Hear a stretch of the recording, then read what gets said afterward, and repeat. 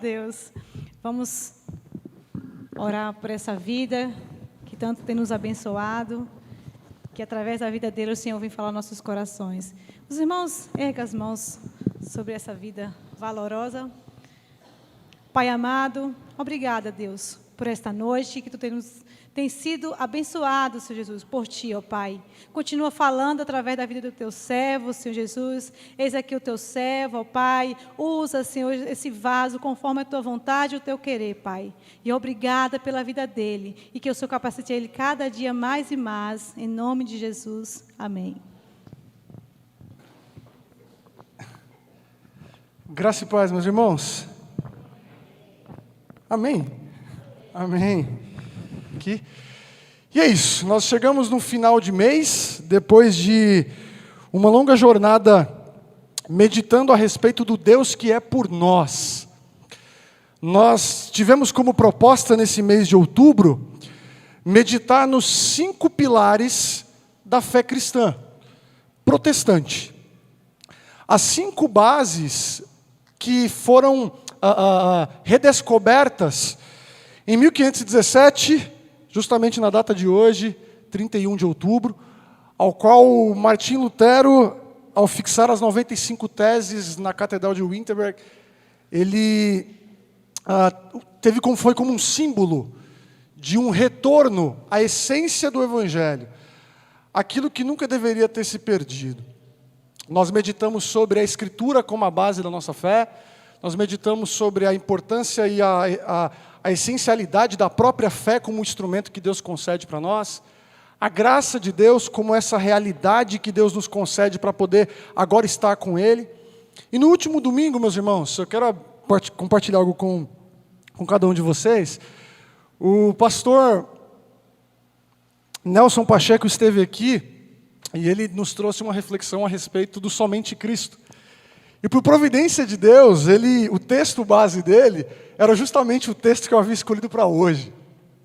E eu até brinquei com a Juliana assim, Juliana, eu estava na dúvida se eu ia pegar esse texto, mas eu acho que Deus já escolheu por mim, né? Não vai ser ele, porque o pastor Nelson tinha escolhido. E o texto que eu defini para a gente meditar hoje é um texto, meus irmãos, que se coubesse a nós sermos seletivos quanto ao que nós queremos ouvir ou não da parte de Deus, eu tenho certeza que nós não gostaríamos de escutar textos como esse.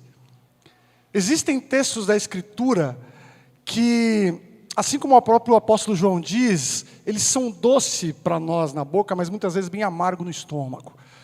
A gente sente o peso que é encarar a Bíblia, que é como esse espelho divino para nós, que nos expõe, nos revela, nos mostra, e faz com que a gente lide com aquilo que nós muitas vezes negamos ou evitamos dia após dia nas nossas vidas. Hoje nós vamos meditar sobre o último sola, o último pilar que define a nossa identidade como crentes de uma tradição batista, como protestantes, mas como servos de Deus que compreenderam o Evangelho. Somente glória a Deus. Se você puder, eu peço que você abra a sua Bíblia, ou até o seu celular, em Romanos capítulo 1, nós leremos do verso 18 ao verso 23. Romanos capítulo 1,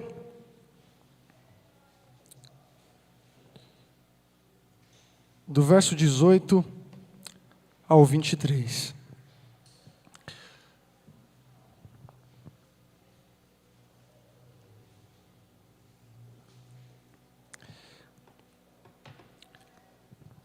A palavra de Deus nos diz assim, meus irmãos: portanto, a ira de Deus é revelada dos céus contra toda a impiedade e injustiça dos homens que suprimem a verdade pela injustiça. Pois o que de Deus se pode conhecer é manifesto entre eles, porque Deus lhes manifestou. Pois desde a criação do mundo, os atributos invisíveis de Deus, seu eterno poder e sua natureza divina têm sido vistos claramente, sendo compreendidos por meio das coisas criadas, de forma que tais homens são indesculpáveis, porque tendo conhecido a Deus, não o glorificaram como Deus, nem lhe renderam graças, mas os seus pensamentos tornaram-se fúteis, e o coração insensato deles obscureceu-se. Dizendo-se sábios, tornaram-se loucos, e trocaram a glória do Deus imortal por imagens feitas segundo a semelhança do homem mortal, bem como de pássaros, quadrúpedes e répteis. Vamos orar mais uma vez? Querido Deus, o Senhor é o Deus que fala, e como temos relembrado a cada semana nesse mês de outubro, é o Deus que voluntariamente se inclinou a nós com graça. Nós te pedimos, Senhor, nessa noite que mais uma vez a Tua voz possa ecoar em nossos corações. Que o Senhor possa me usar como instrumento Seu, para que pessoas que vieram aqui hoje possam de fato se engrandecer e terem seus corações redirecionados para o trono correto. Para Jesus Cristo, nosso Senhor, o nosso Salvador, o Rei de toda a criação. E assim possamos entender, ó Pai, o chamado e a vocação que o Senhor providenciou e planejou para nós, desde antes da fundação do mundo. Nós oramos com fé, crendo que o Senhor já falou com nossos corações. Assim oramos. Amém.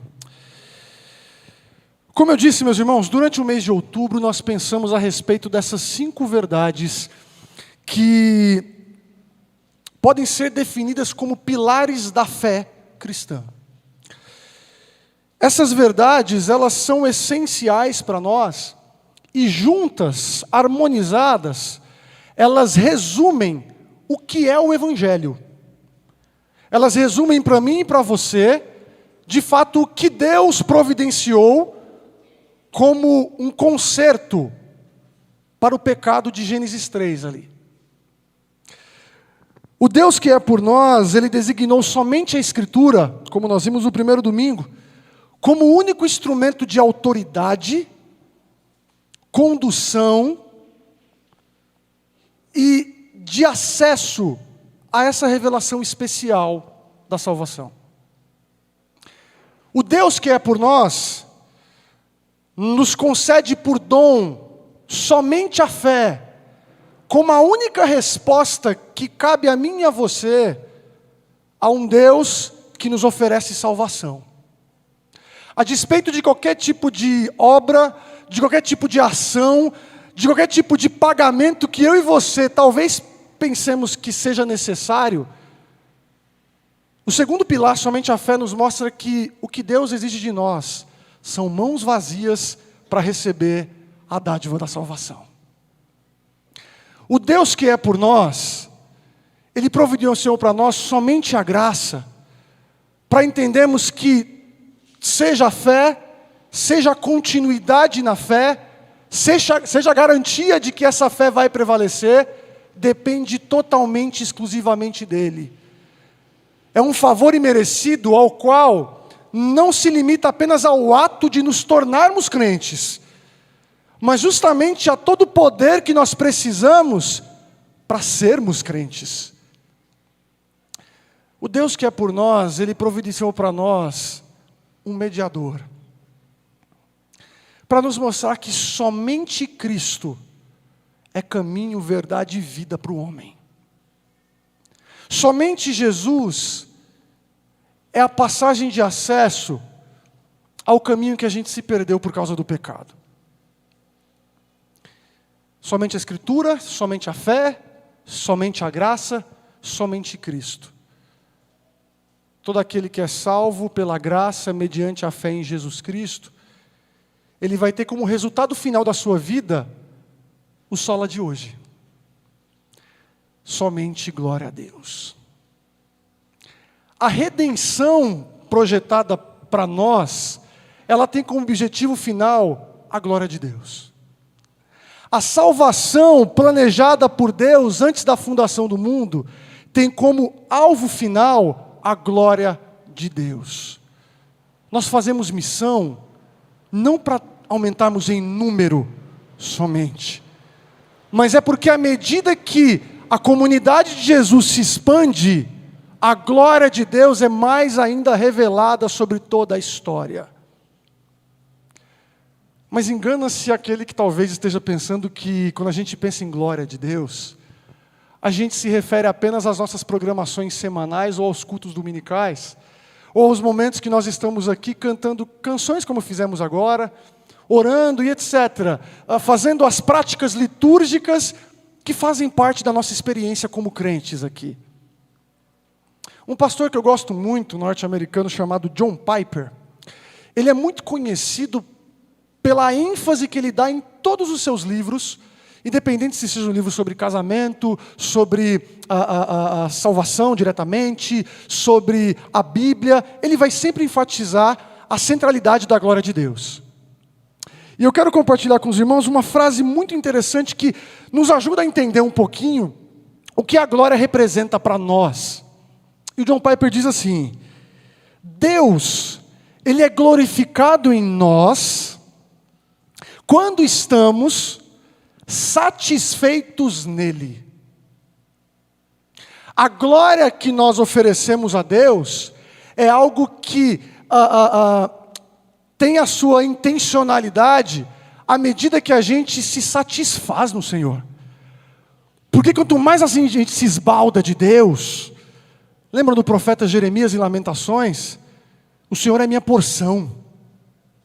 Quanto mais a gente toma e se alimenta da própria pessoa do Senhor, se satisfaz e encontra contentamento nele, mais ainda ele recebe glória. No final das contas, meus irmãos, o que significa a glória para nós? A glória de alguma forma significa encontrar no Senhor e somente nele, porque é só ali onde nós vamos encontrar contentamento, significado e propósito para a vida. A gente só entende isso se nós estivermos no centro da glória de Deus. Um dos principais textos que nós temos, principalmente no Antigo Testamento, que mostram para a gente o que é essa vida gloriosa ao qual o povo de Deus tem como dádiva, se encontra no Salmo 8. Você não precisa abrir, eu vou ler aqui para você. Mas o Salmo 8 diz o seguinte: Senhor, Senhor nosso, como é majestoso o teu nome em toda a terra, tu cuja glória é cantada nos céus, dos lábios das crianças e dos recém-nascidos, firmastes o teu nome como fortaleza, por causa dos teus adversários, para silenciar o inimigo que busca vingança.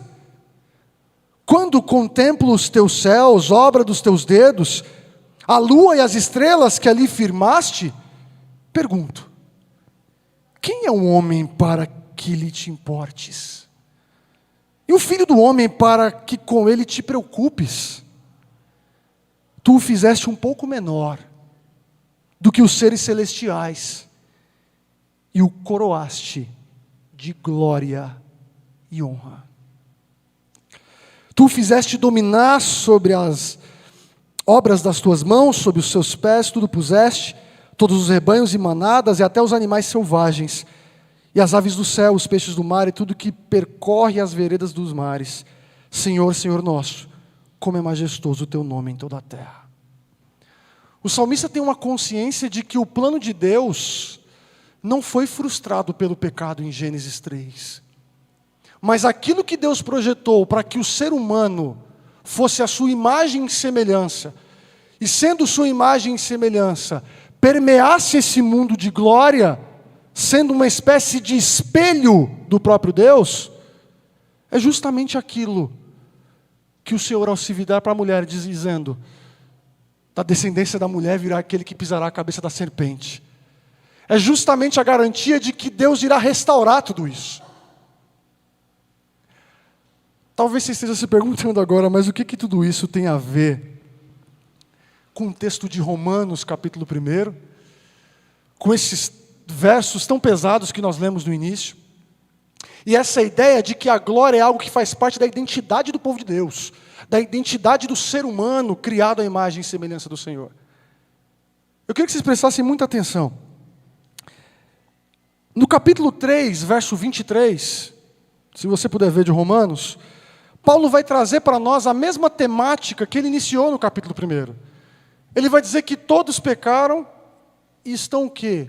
Destituídos da glória de Deus. Ou, na NVI, carecem da glória de Deus. O apóstolo Paulo, quando chega no verso 23 aqui, ele está resumindo aquilo que ele já vem argumentando desde o capítulo 1. O problema da humanidade é justamente o fato dela estar destituída da glória do Senhor. Ela está longe do projeto de Deus. Diante disso, meus irmãos, a minha proposta com esse texto é trazer para nós aqui pelo menos 3 sintomas que nós vemos na humanidade que revelam essa doença, que revelam essa enfermidade, essa separação da gloriosa vida que Deus projetou. Para isso eu peço que você tenha muita atenção no texto que você tem na sua Bíblia, e não necessariamente em mim. Mas veja como Paulo inicia o verso 18. E é interessante pontuar que a temática do verso 18 até o final do capítulo 1, muitos teólogos colocam como se Paulo estivesse se preocupando apenas com moralidade. O que as pessoas fazem de errado, necessariamente. Mas a temática aqui é a ira do Senhor, a ira de Deus. Paulo está mostrando para nós por que Deus está irado com o mundo. Por que Deus também está irado com os homens. E por que Ele está exercendo justiça para com os homens. Mas mais do que isso, Paulo vai colocar a maneira como Deus demonstra essa ira. Em todo o capítulo 1 até o capítulo 3, pelo menos 3 temas são importantes para nós. Justiça, culpa da humanidade e a manifestação da ira de Deus. Mas qual que é o primeiro sintoma que Paulo coloca para nós? O primeiro sintoma, meus irmãos, é que a humanidade, ela suprime a verdade pela injustiça. Se você puder ver, Paulo diz isso no primeiro verso, no verso 18. A ira de Deus é revelada dos céus contra quem? Contra toda a impiedade e a injustiça dos homens que estão suprimindo a verdade pela injustiça. O termo que Paulo usa aqui, ele traz uma ideia de, esse termo suprimir, ele também pode ser traduzido como sufocar. É a mesma ideia de alguém que está sendo enforcado, ou que está sendo impelido, impedido de exercer a sua função ali, de fazer aquilo que você foi projetado para fazer. Pensem, por exemplo, para as donas de casa, que às vezes vão lavar o quintal, e você pega a mangueira que não tem aquela rosquinha ainda para regular a pressão, e a gente faz no dedo, né? Aí você aperta a água assim para você suprimir a água, para a água sair mais forte, ou para evitar mesmo que saia tanta água e etc. A ideia que Paulo tem é que a humanidade, ela está demonstrando que não quer saber da glória de Deus, justamente pelo fato de que ela suprime a verdade. Ela quer reprimir a verdade do Senhor. E é interessante que ele mostra para nós que essa repreensão da verdade, ela é descrita por impiedade e injustiça. Esses 2 termos são muito importantes para a gente entender que tipo de relação que o ser humano está tendo com o mundo e com o próprio Deus, para que seja caracterizado como suprimir a verdade. Quando a gente fala de impiedade, nós estamos pensando naquilo que é contrário à piedade. Se a piedade é uma vida que se devota ao Senhor e que está, de fato, pelo Espírito, vivendo para a glória de Deus, uma vida impiedosa é aquela que está dominada pelo pecado, seguindo os passos de Adão. Seguindo os passos do mundo das trevas, seguindo os passos de Satanás. Ao mesmo tempo, quando Paulo fala sobre injustiça, ele se refere de alguma forma às nossas relações. A maneira como nós vivemos e promovemos não a justiça de Deus, mas a injustiça humana. E isso é muito importante, meus irmãos, porque o pecado do ser humano, ele pode ser resumido como um ato de desordem, como uma postura de desorganizar o grande lar que Deus providenciou para nós. Quando a gente lê em Gênesis 3 e vê o pecado da humanidade, As consequências são: do suor do seu rosto você vai trabalhar. Vai ser difícil agora você criar filhos. Você vai ter dores. A terra vai ser ingrata. E o mundo que era projetado para ser uma dádiva para nós, por causa do pecado, ele se torna nada mais, nada menos do que algo pesado de se viver. E o que a humanidade está fazendo é justamente alimentando esse mundo caído. Só que qual que é a grande ironia aqui? Alguém acredita que o ser humano é capaz de reprimir a verdade? Alguém acredita que a verdade de fato ela pode ser minada e escondida pelo homem? Não. Eu volto naquela analogia que a gente fez da mangueira, mas pense numa mangueira de fogo. E coloca o dedo para reprimir o fogo no final. É mais ou menos isso que Paulo coloca aqui. Eles querem suprimir a verdade. Mas como eles suprimem a verdade, se, Paulo vai dizer para nós, pois o que de Deus se pode conhecer é manifesto entre eles. Deus não pode ser escondido, meus irmãos. A revelação do Senhor não pode ser minada pelo ser humano. A revelação do Senhor não pode ser impedida de ser exposta, porque o próprio Paulo diz que a criação, ela testifica quem Deus é, porque os próprios atributos dele têm sido vistos por meio das coisas que ele criou. A bondade, soberania, fúria, santidade, beleza, glória de Deus, são vistos por meio da própria criação. Eu não sei se vocês estão percebendo, mas Paulo está fazendo uma alusão a um salmo muito conhecido, Salmo 19. Os céus proclamam a glória do Senhor, e o firmamento anuncia as obras de tuas mãos. A humanidade está suprimindo a verdade. E essa é uma característica de alguém que está destituído de glória. Sabe por quê? Porque quando você está destituído da verdade, você se torna dono de si mesmo. Você se torna senhor da sua própria vida. Você segue o caminho de Adão. Aí você se pergunta: Felipe, mas eu sou crente. Sou servo de Deus. Eu gosto da verdade. A Bíblia é minha regra de fé e prática. Eu aprendi com as musiquinhas do Diante do Trono lá infantil a todos os livros. Eu sei de cor. Os textos eu faço minhas devocionais, eu leio a minha Bíblia. O que tudo isso tem a ver comigo? Tem a ver no momento onde você tira a verdade do centro da sua vida. Quando você vai educar seus filhos. Quando você adentra no seu trabalho. Quando você vai resolver os problemas do seu casamento. Quando você vai resolver os problemas dos seus relacionamentos. Você está suprimindo a verdade. Nós estamos suprimindo a verdade quando nós tiramos a Bíblia como a condução normativa, como aquilo que a gente precisa para poder ser gente, para poder ser humano genuíno. É muita presunção nossa, meus irmãos. Deus nos projetou e nós imaginamos que podemos viver sem Ele. Eu não sei se os irmãos perceberam, mas esse texto aqui, ele está totalmente ligado a Gênesis 1, 2 e 3. Paulo está falando sobre a criação e sobre o próprio movimento de Adão. De ter tudo diante de si, de ter a revelação do próprio Deus, de ter uma relação com o Senhor, mas escolher viver a parte da verdade. Escolher uma glória que não é a partir de Deus, mas é a parte de Deus, é fora de Deus. O grande problema, meus irmãos, é que não existe glória à parte do Senhor. O que só existe é caos, maldade, injustiça, impiedade.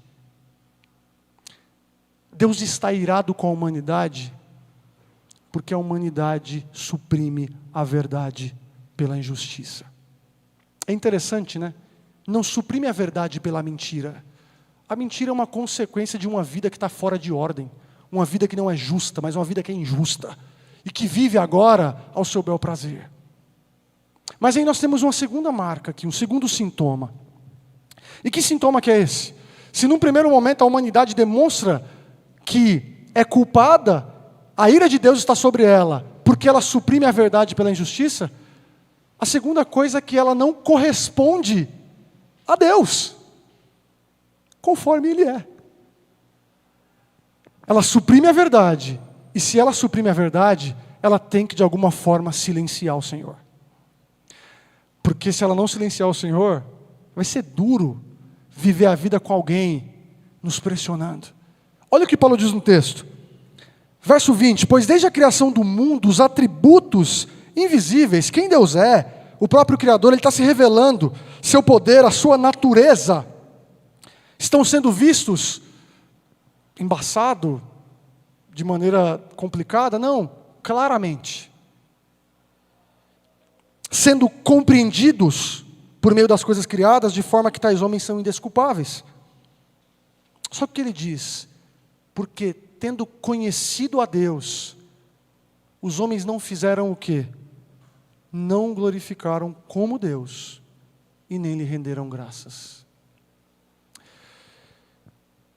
Se tem uma coisa que nós não poderemos chegar diante do Senhor,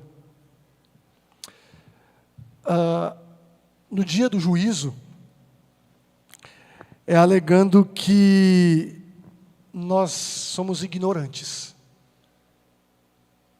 Nenhum de nós poderemos chegar diante de Deus, nenhum ser humano que já pisou nessa terra, poderá chegar diante do justo juiz e dizer, eu não sabia. Eu não sabia que você tinha esse plano glorioso para mim. Eu não sabia que você tinha um projeto para a minha vida. Porque a criação que foi exposta para nós como uma dádiva, ela se tornou uma testemunha de acusação. A criação que é justamente uma dádiva para nos mostrar que Deus é por nós, ela se tornou para nós alguém que irá nos culpar. E o que é interessante, meus irmãos, é que quando a gente olha para a nossa vida, a gente começa a perceber quanto nós somos muitas vezes influenciados, e somos humanos, obviamente, mas com o Espírito de Deus, nós muitas vezes evitamos de até enfrentar aquilo que nós sabemos que é pecaminoso, quando nós estamos de saco cheio das frustrações que a gente tem na vida. Tem dia que lutar pelo casamento cansa, né? Tem dia que lutar pela educação dos filhos cansa. Tem dia que querer fazer tudo certinho cansa.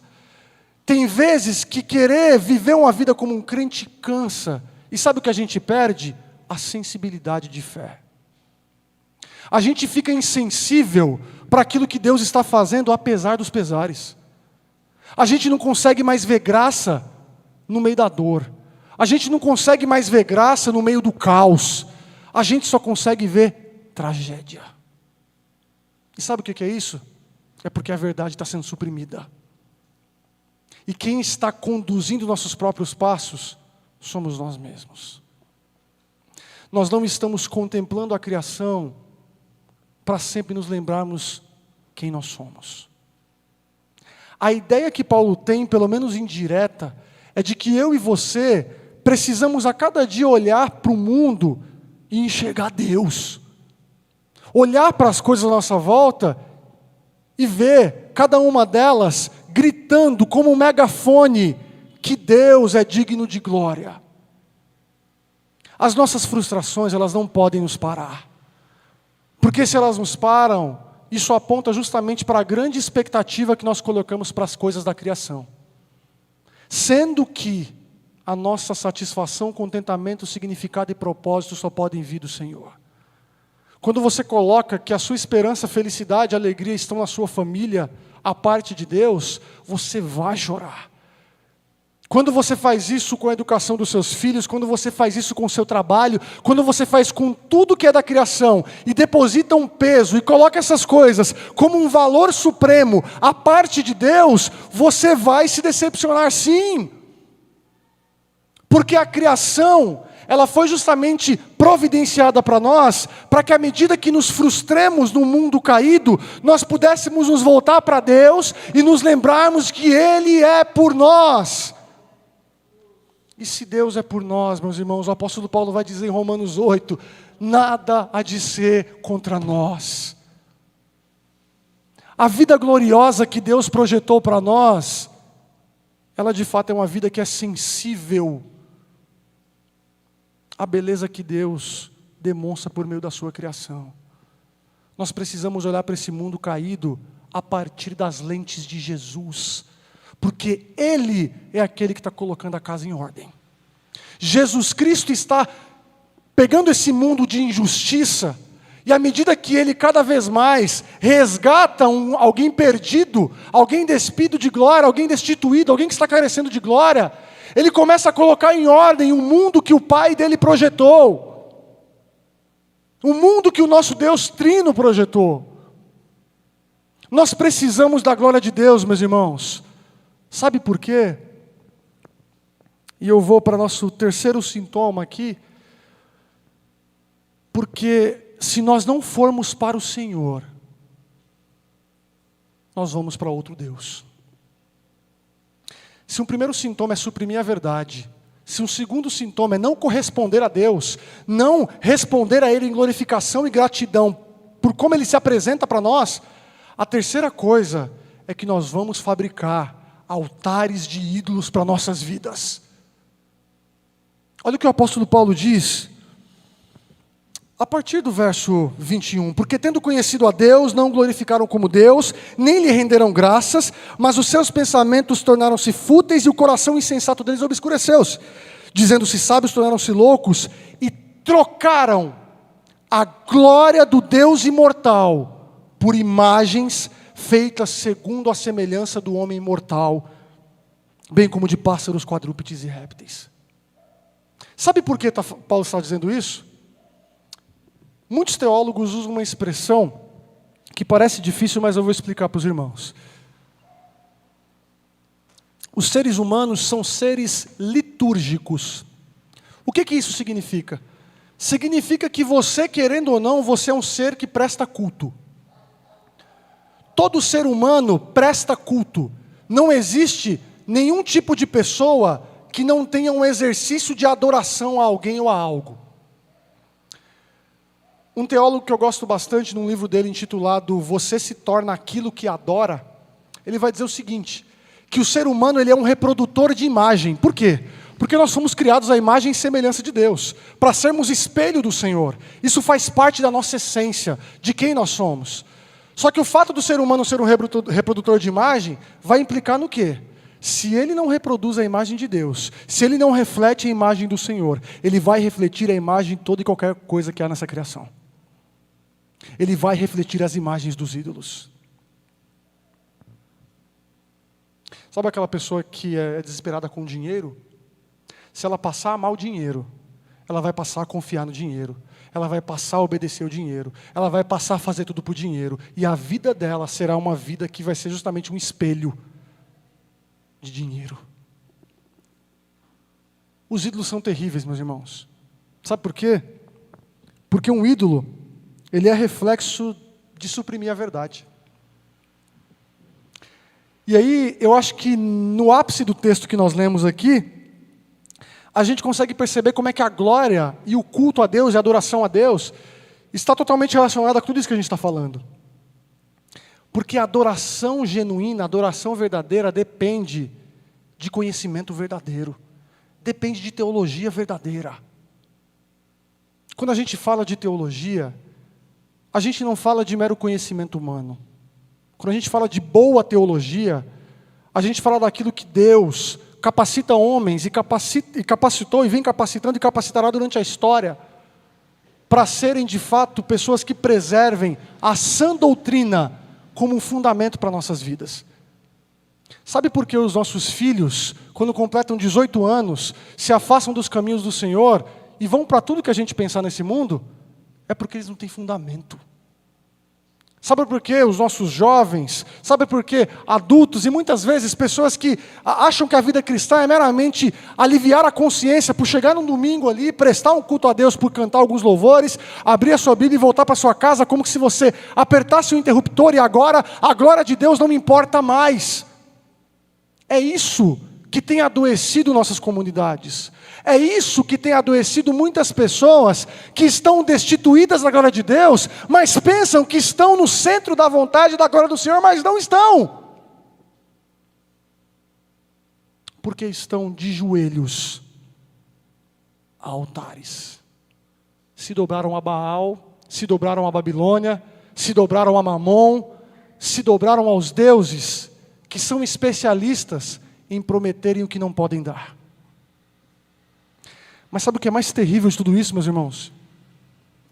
Se a glória diz respeito a gente ser genuinamente ser humano, a entender realmente aquilo que Deus tem projetado para nós, sabe o que a idolatria faz?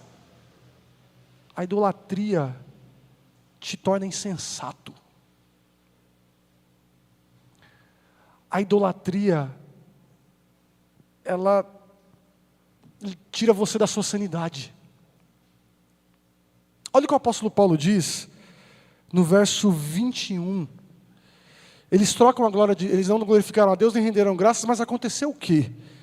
Seus pensamentos se tornaram fúteis. O coração insensato deles obscureceu. A ideia de um coração obscurecido é quase como sinônimo de inatividade para tudo aquilo que é da parte do Senhor. É um coração que está seco. É um coração que é como uma tábua podre, que enverga, quebra, não serve para nada, porque está fora de si mesmo.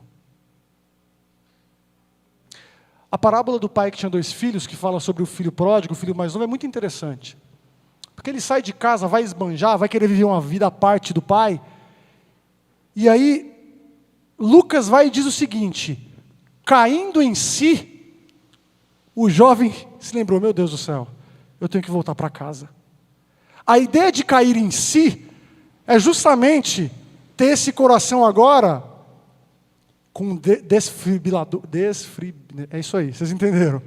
Ser reativado, ser reanimado novamente, e essa pessoa ter vida para poder pensar. Sabe por que a gente muitas vezes não sabe lidar com os dilemas da vida?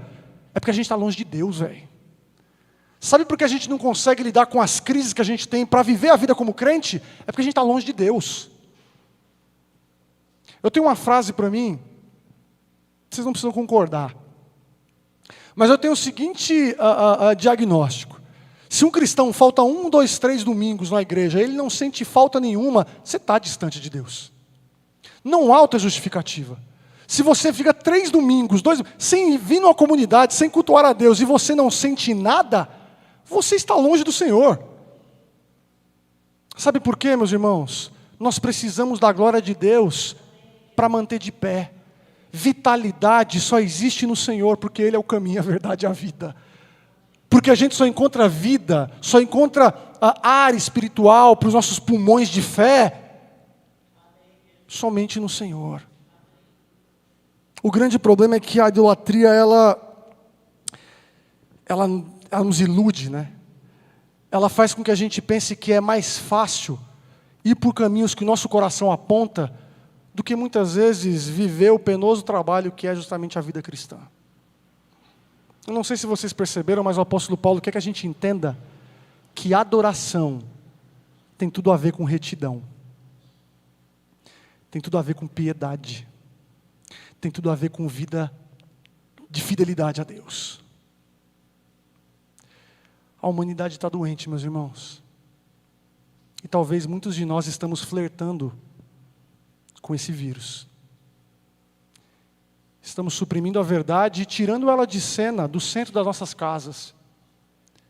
Não temos mais sensibilidade para entender que o nosso trabalho, os nossos afazeres, a nossa vida em totalidade é uma vida para a glória de Deus.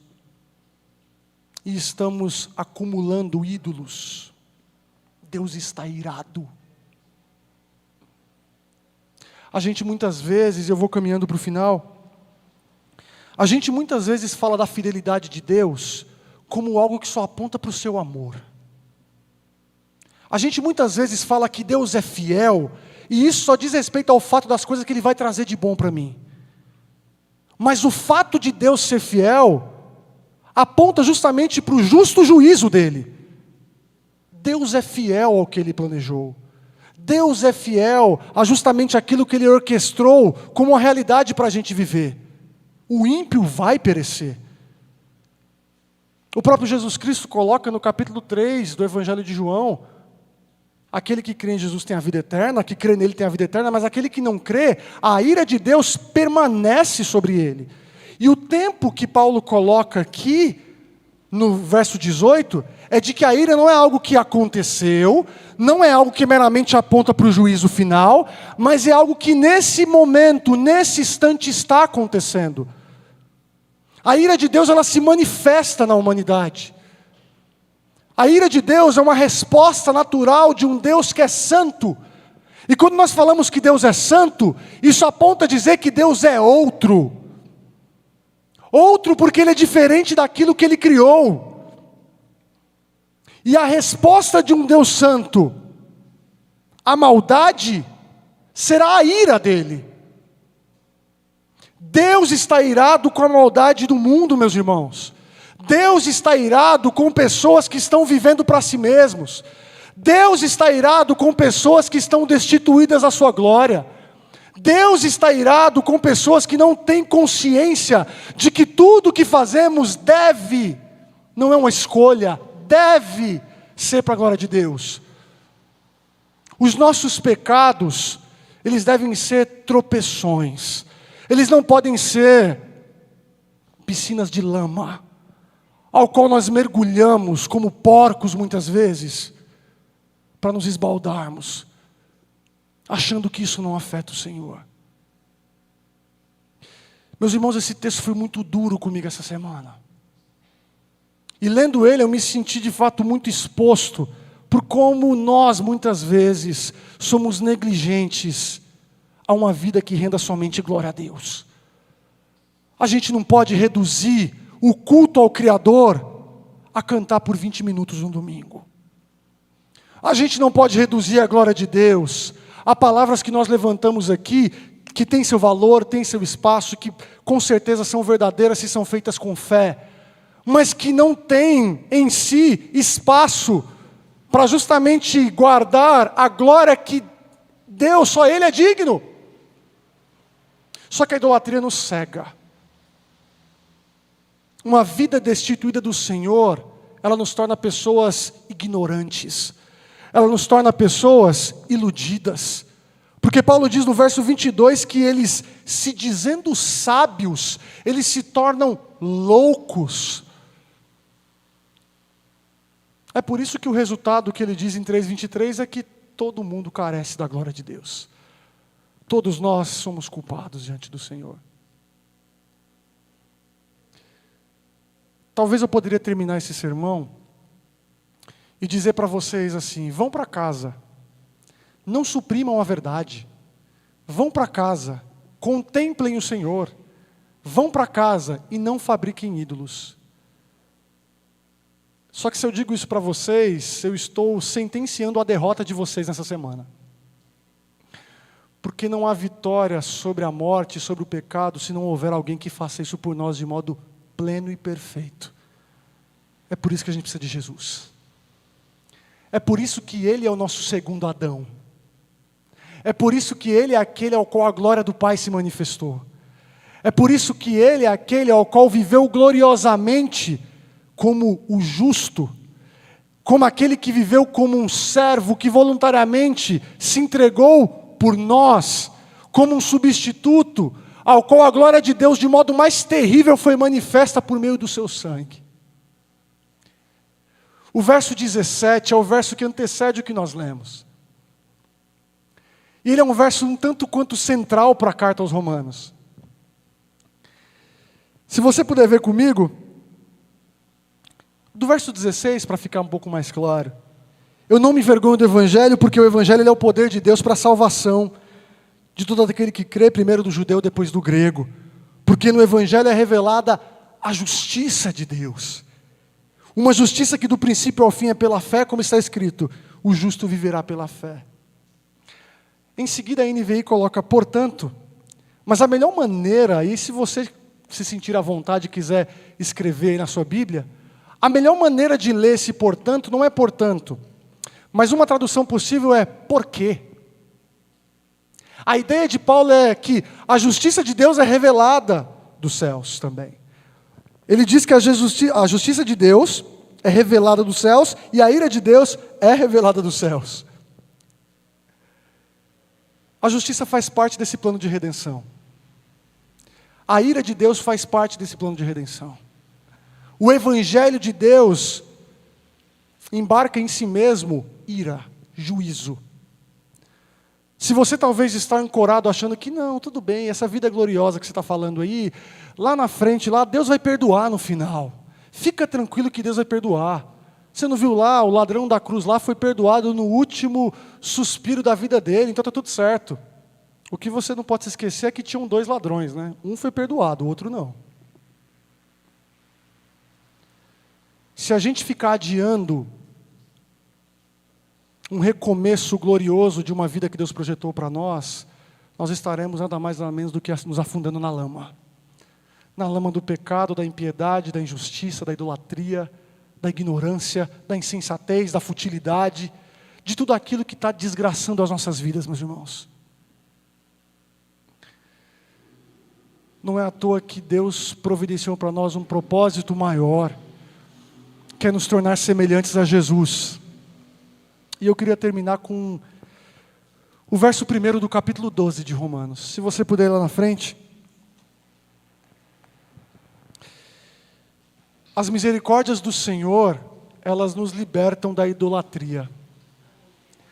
As misericórdias de Deus nos libertam dessa postura de supressão da verdade, dessa postura de ignorância e de não resposta positiva à glória de Deus. Porque Paulo diz o seguinte: portanto, irmãos, rogo-lhes pelas misericórdias de Deus, que se ofereçam em sacrifício vivo, santo e agradável a Deus. Este é o culto racional de vocês. Paulo está dizendo o seguinte: essa é a adoração com entendimento. Essa é a adoração de alguém que não é insensato. Essa é a postura de vida de alguém agora que é salvo, de alguém agora que é redimido, de alguém agora que encontrou no Senhor Jesus vida gloriosa. O que é interessante é que Paulo diz isso, portanto, pelas misericórdias de Deus. E esse portanto, ele conecta tudo que o apóstolo disse do primeiro capítulo até o capítulo 11. Ele está mais ou menos dizendo assim: está vendo esse plano de salvação que você nunca poderia projetar? Está vendo esse resgate que Deus providenciou para você? Está vendo essa novidade de vida que Deus proporcionou para a sua criação por meio de Jesus Cristo? Ele termina o capítulo 11 dizendo: ó profundidade da riqueza, do saber, do conhecimento de Deus, quão insondáveis são os seus juízos. Pois quem conheceu a mente do Senhor? Quem foi o seu conselheiro? Mas ele vai dizer que por dele, por ele, para ele são todas as coisas, a ele seja a glória desde agora e para sempre. E ele inicia: portanto, por estas misericórdias, apresentem as vidas de vocês como sacrifícios, não agora de animais, não agora de ovelhas e bodes, mas como pessoas que vivem sacrificialmente para o Senhor, uma vida de plena adoração e culto a Deus, aleluia. É isso que Deus projetou para nós, meus irmãos. E a minha oração é que, se o seu coração foi balançado hoje de temor pela ira do Senhor, há graça abundante para a sua vida aqui. Há recomeço em Jesus Cristo, a dádiva vindo dos céus, a salvação nessa noite, se você crer. Abaixe sua cabeça e vamos orar.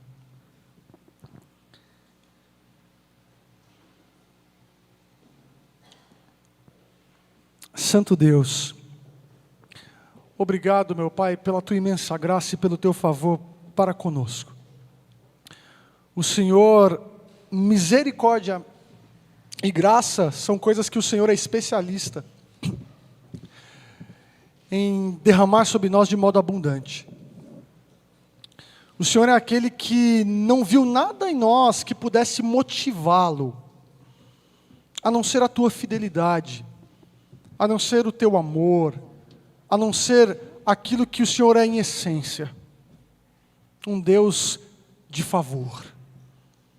Um Deus que derrama sobre nós presentes, bênçãos, ao qual não merecemos, mas que sabemos, ó Pai, que é do Teu prazer fazer tudo isso. O Senhor é aquele que nos providenciou Jesus, para que crendo nele nós pudéssemos receber a mesma frase que o Senhor colocou para o Seu Filho unigênito. Esse é o meu Filho em quem tenho prazer. Esse é o meu Filho em quem tenho agrado.